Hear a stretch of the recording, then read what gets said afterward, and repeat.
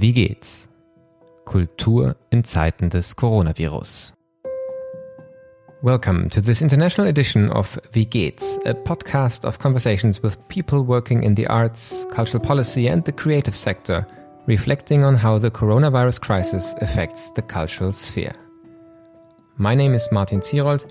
I am the director of the Institute for Arts and Media Management at the University of Music and Performing Arts in Hamburg, Germany, which is producing this podcast. The title of this podcast, Wie geht's, has a double meaning. It translates as, how are you? We want to know how people in the arts are doing during these extraordinary and challenging times. Yet, Wie geht's also means, how does it work? On this podcast, we hope to share fresh ideas, learnings, stories, how we learn to rethink our practices and our role for societies as we try to come to grips with this crisis. It's been a while since we last took an in-depth look into an international project in this podcast. My guest today, Thiago Jesus, will help us change that. Thiago is based at an arts research center in London, but spends a lot of his time working with indigenous communities in the Amazon region. In a way, he connects two fragile zones, Britain, which is among the hardest hit European countries, and the Amazon region, where indigenous communities are among the groups most in danger by the virus. How has the work of international cultural relations changed in times where there seems to be virtue in at least physical distancing and isolation rather than interconnectedness? How is arts-based research changing when the problems at hand are as down-to-earth as how to get supplies into distant communities without exposing them to the virus? These are some of the questions we will be talking about today. My guest, Thiago Jesus, is Senior Project Manager at People's Palace Projects, PPP, an arts research centre based at Queen Mary University of London. PPP leads a research program of cultural exchange with the Kuikuro indigenous people from Xingu territory, exploring ways in which arts and technology can support the preservation of fragile communities from the Amazon region. Among the many projects PPP has developed and supported is the theatre production The Encounter by Simon McBurney and his performance group Complicité. Thiago holds an MA in Visual Culture from the University of Westminster and is a Fellow of the Royal Society of Arts. He has a vast range of experience as a creative producer, researcher and curator with a focus on cross-cultural initiatives, fostering knowledge exchange, innovation, cultural heritage, social and environmental justice. I'm online with Thiago Jesus, who is based in London at this moment, but has strong ties to Brazil, working with indigenous communities on arts-based projects, and we're going to talk about that in a minute.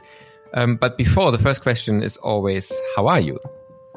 Hi, Martin. I'm doing very well, thank you. I think it's an interesting question. How are you? And I'm doing fine. Yeah, like the beginning of the quarantine has been very interesting for me because my partner moved in the very beginning of everything. So it has been an interesting discovery phase for both of us for our relationship. We were not expecting that moving in together was going to be really being 24 hours. 7 days a week together, but it's playing out really well. We have bought this lovely table that became our working station. We're working side by side every day, and he's doing his research. He's doing his academic research at the moment. So it's really we are both on a really strong production mode. So we are on the same page, which is really good. And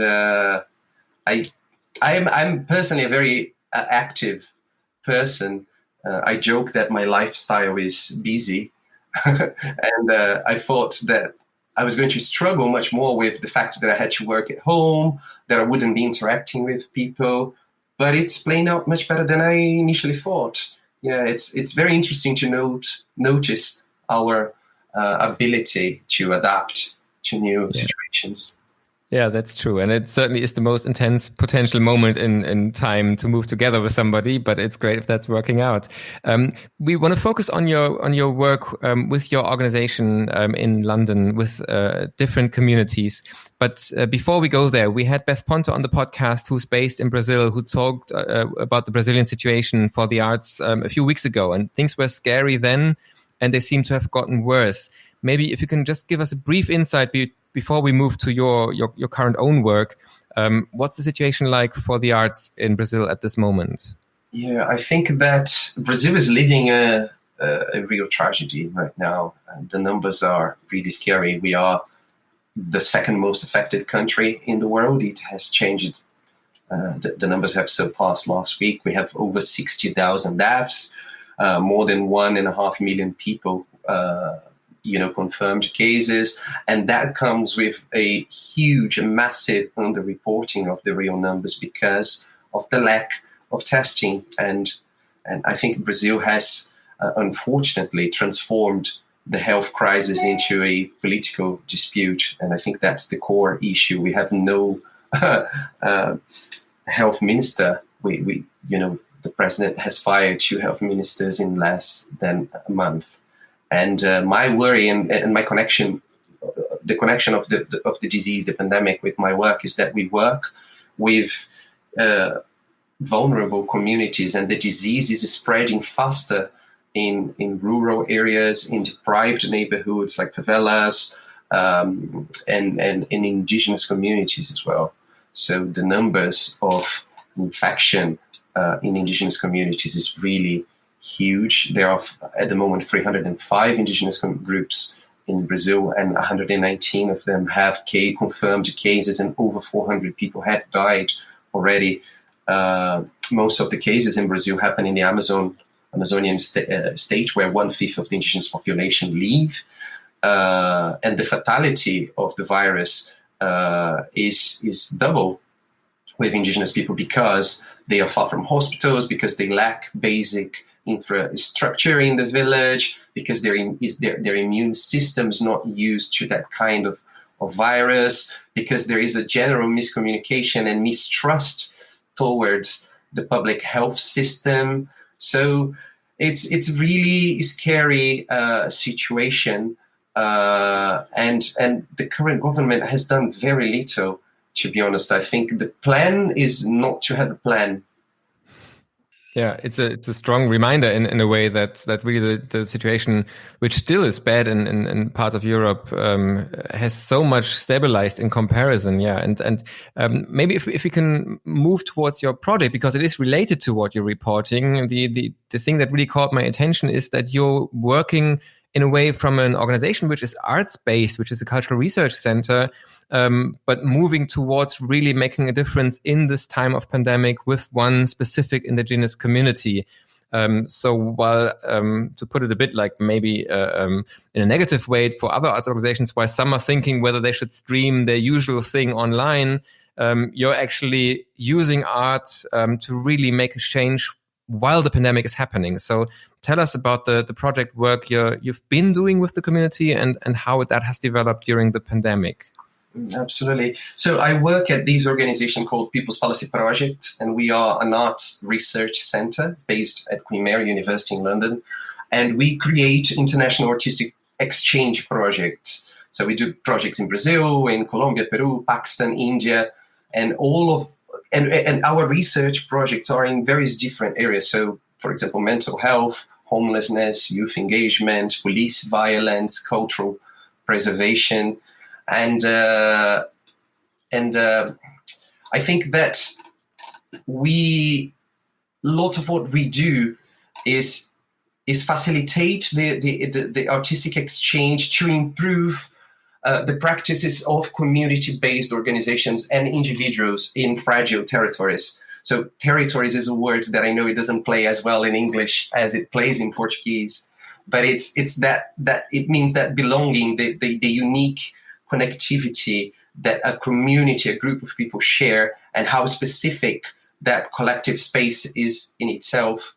And I think that's a very important notion to what we do, because all of our projects are co-created with community-based organizations and artists and activists, and with people that have a very profound understanding of that unique context. So when the pandemic started, there was no way that we could think of the future of our projects when we know that we are working with communities that are actually in the forefront. They are being the most affected communities, and we're working with partners from those communities. So we have to rethink our strategy immediately, to, instead of thinking about the future, start delivering in the very immediate present.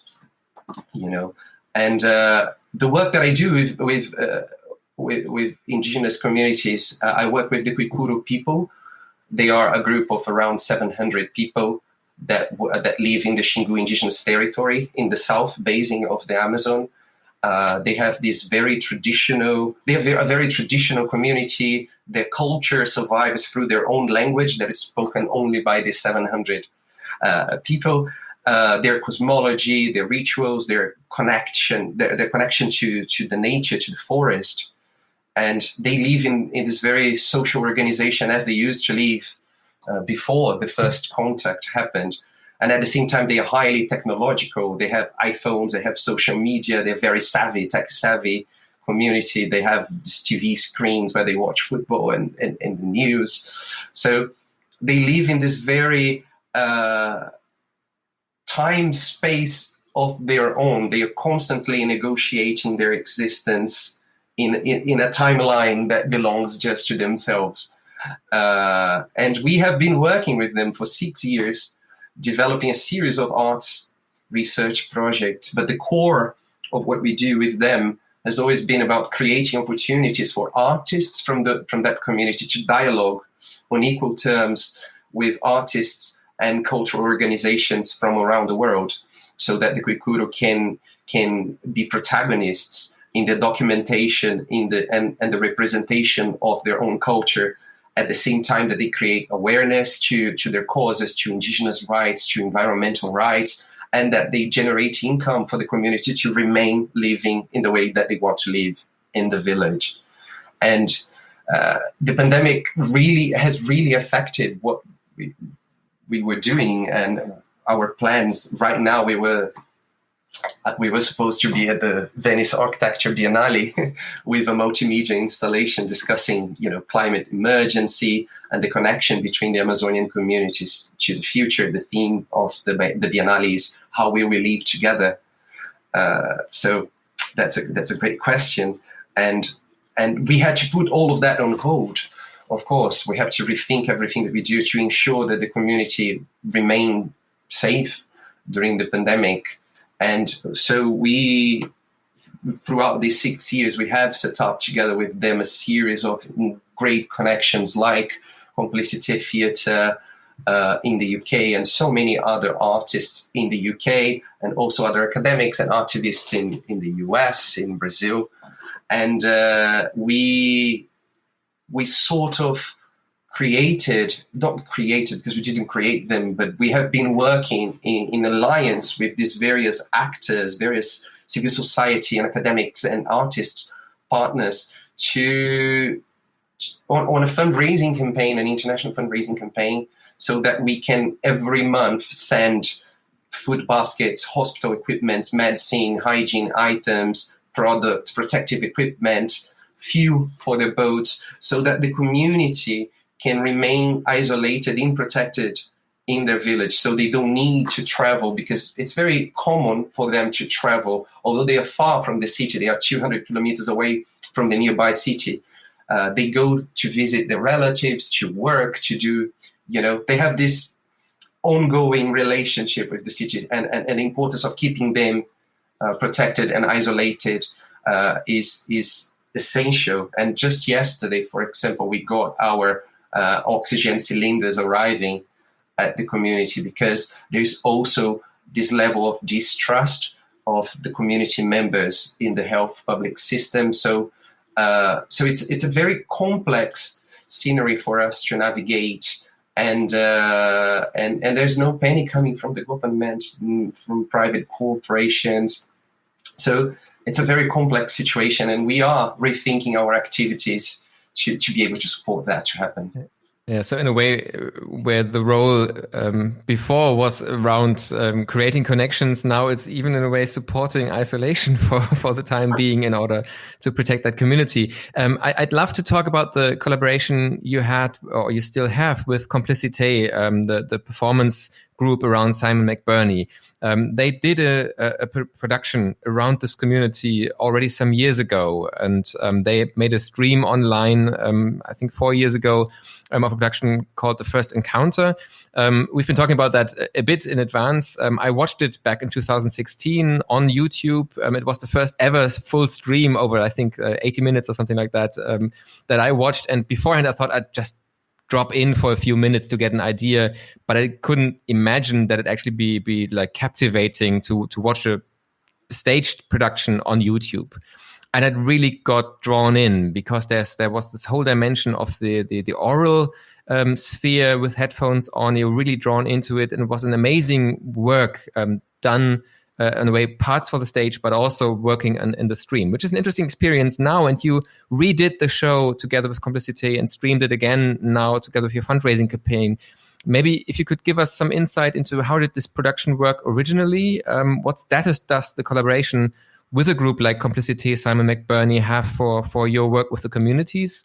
And how did the re-edition in the COVID time, did you change anything for that? Was it revisited in a way to fit into the current situation? Absolutely. I think there's so many interesting topics in your question. I think the first one is that Simon and the work with Complicité, I have to say that they are the company responsible for the beginning of our work with indigenous communities, because they approached us in 2014 with the idea of doing that play, The Encounter, and Simon he asked us whether we could facilitate an exchange with an indigenous community, because he wanted to go to the Maioruna community in the Amazon, which is the community where that first encounter of the play happened.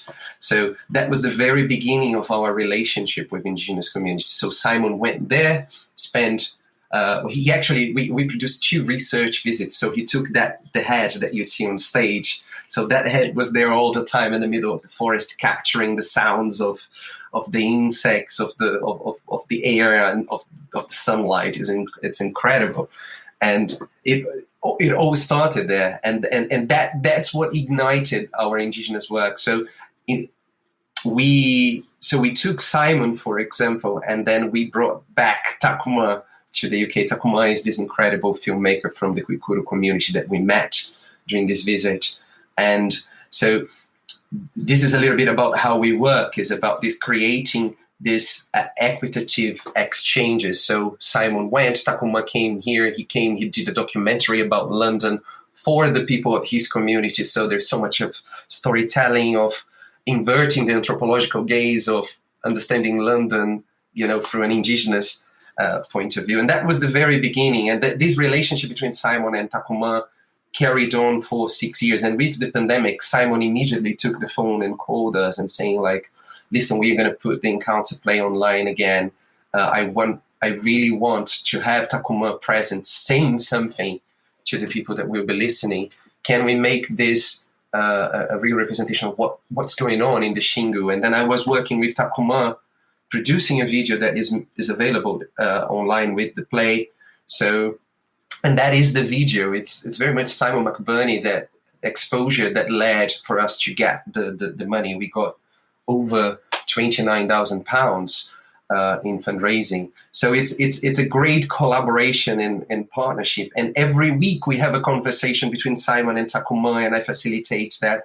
It's an ongoing dialogue, an ongoing concern. And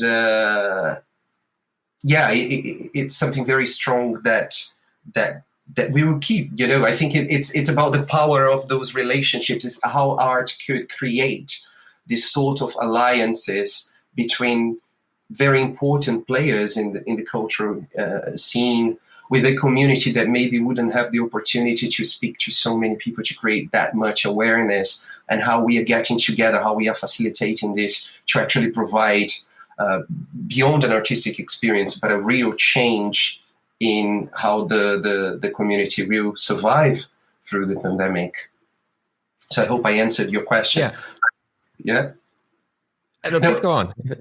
Yeah, no. It's just one interesting point that you said when I was answering the previous questions. You talked about isolation, and how it's interesting that the community wants to remain in isolation right now, and that's exactly what it is. They understand that the isolation is what keeps their culture alive. Their culture. The more in contact they are with the outside world, faster the transition will happen.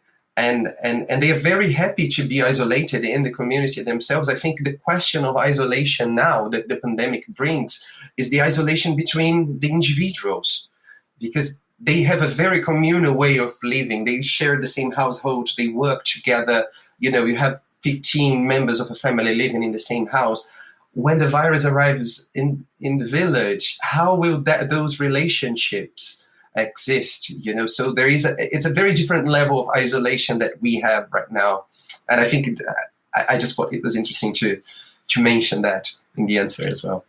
Yeah, no, certainly, and I think that it shows how how the social distancing that we're experiencing in the Western communities, and which is already very hard to keep going for such a long time, how different it must be in a community which is based on a different kind of understanding of the social cohesion in a way.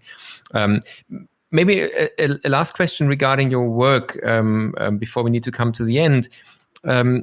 Is around this idea, how do you understand your work? I was asking more, as an innocent question when we had a small chat before the podcast, whether your organization considers itself more as a cultural actor or as a social actor. And you said, well, on the one hand, we're a cultural organization, but we actually, it's shifting right now, the work we're doing, and maybe it's a different story because of the pandemic. How would you say, has the work changed? And does it even make sense to draw that distinction between cultural and social work anymore in that context? Yeah, I think we're living in very blurred boundaries right now. It's very interesting because all of our artwork is for social change. It's always about working with community leaders in those communities, in those territories, as I said, to improve their practices. But now what we are seeing is, I don't think it's a reflection only on my work, but it's a reflection on so many of the arts organizations, the small arts organizations, the community-based ones in Brazil.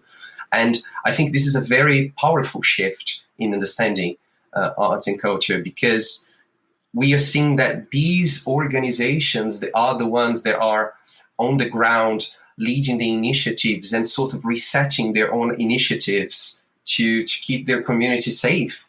It shows that there is a lack of state presence, of policy presence in these territories, and that policy doesn't know these people. They don't know those stories, and these arts organizations are the ones that know really well, that people trust. So they have this fundamental role in their lives, and we are every day. This is my work life right now. It's very much, for example, with the Kultur, is I am all the time buying things and contracting people to clean everything that we buy, and then we have set up a logistical plan in which we buy from trusted suppliers in a nearby city, put things in a boat, someone goes on a boat, travels 300 kilometers down the river. So we're trying to minimize the risk of exposure. This is what we are doing. But the other organizations that we work with in different settings, they are there, delivering food baskets, providing. One of the important things that how arts organizations are providing reliable information to the people right now during the pandemic, how they are creating WhatsApp groups, how they are creating monitoring apps, and I think that your question is very important, because I think there is very little awareness beyond those communities about the work that the arts organizations do in those territories, because they are invisible. The narrative tend to be around the large institutions, the large pots of money, and there's so much that the art sector is doing right now, and that the art sector in general can learn from the work of these small organizations on the ground when we, envision a new world after the pandemic. Yeah, I think that's fascinating. It's a great point that actually what we're learning right now can contribute to really a development, not back to an old normality. It's a discourse we have in Germany a lot. Let's get back to normal. And my hope actually is that we won't return to the state before, that actually we take this learning and take it some better place than we've been before. If people listening in Germany or in other locations want to support your work, what is it that listeners to this podcast could do if they'd be interested to somehow be helpful to those projects you described? Thank you for this opportunity. We have a fundraising campaign online, which I'll send you the link and you can make it available. It's on a Just Giving account. We have not just for the Kultur, but we have created the other projects that we do as well around homelessness, drug abuse, and so we have different fundraising campaigns.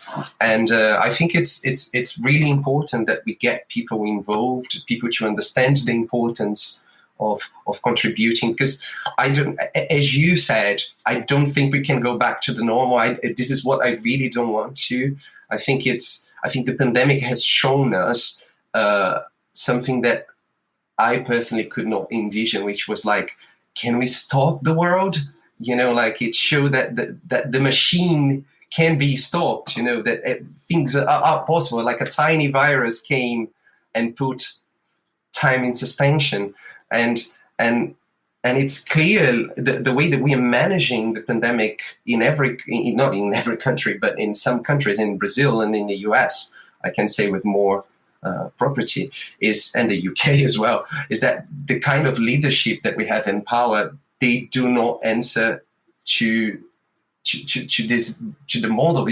We need to change the model, and I really hope that this pandemic is a way of engaging people in different way, in regaining trust in science, in rethinking modes of production, our creative processes that I think have to be more democratic. We have to be more inclusive, more ecological, and it has to go beyond the North division as well.